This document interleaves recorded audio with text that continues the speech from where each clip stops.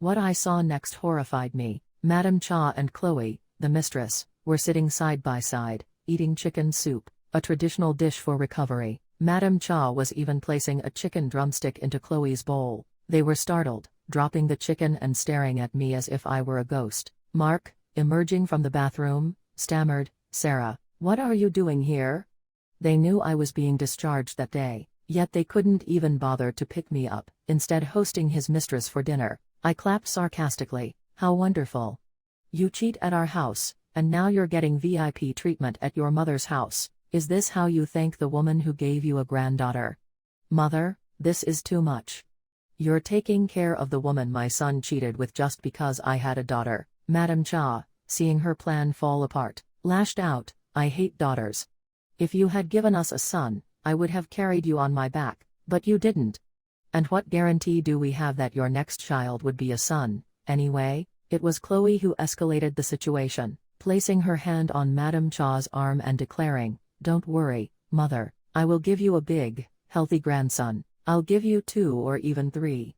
Mark then seized the moment. "Sarah, since things are like this, let's just break up. Let's get a clean divorce." His audacity was shocking. "Fine," I replied, "but I have one condition. Transfer the house deed into my name. If you don't, I will post the names of your mother's luxury bakery chain, and both your faces all over the internet. You will never hear from me again, and I won't ask for a penny in child support." The house, which we had bought for 400 million South Korean won, was now worth 750 million South Korean won, $550,000 US. Madame Cha, terrified of her business reputation being ruined, hesitated. She looked at her luxury apartment, valued at 1.7 billion South Korean won, and then at Chloe. Chloe urged her on, "Just give her the house. It's nothing to you, Mother, and I'll give you the grandson you want." Finally, the mill surrendered. All right.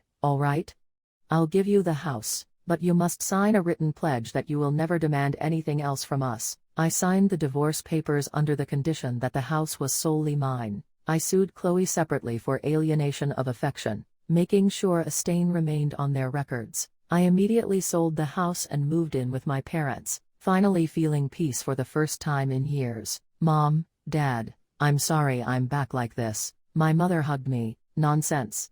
We feel like we got 2 bundles of joy. Don't worry about us, just focus on yourself and our granddaughter." About 8 months after the divorce, Madame Cha called me. "Sarah.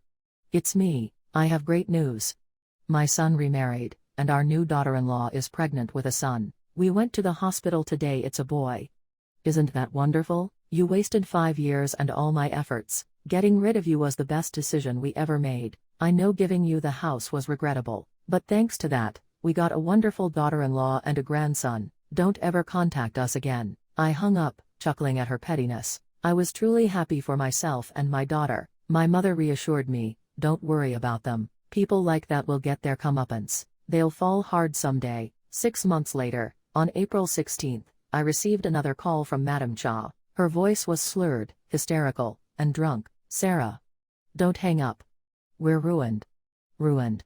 What should we do?" She was immediately desperate. It turns out that Chloe, the new wife who was so proud of her son, had given birth to a daughter. Chloe had known the gender all along, but had systematically lied to Mark and Madame Cha, knowing their desperate obsession with a grandson. Over the past year, under the pretense of carrying the heir, she had successfully extorted over 300 million South Korean won from them, including a $100,000 foreign luxury car and cash for her family. She had disappeared immediately after giving birth, taking the car and money and leaving the baby girl behind. The in-laws were utterly devastated. Mark was running around trying to track her down, and Madame Cha was hysterical. "She tricked us.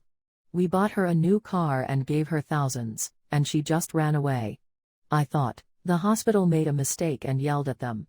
Madame Cha sobbed. Adding to the catastrophe, my father-in-law's business was now struggling badly due to the poor economy and accumulated debt. Madame Cha was distraught, now saddled with raising the granddaughter she never wanted. She then revealed the true purpose of her call. "The house we gave you, you sold it, didn't you? Please, could you give us half of the money back? It was our money to begin with."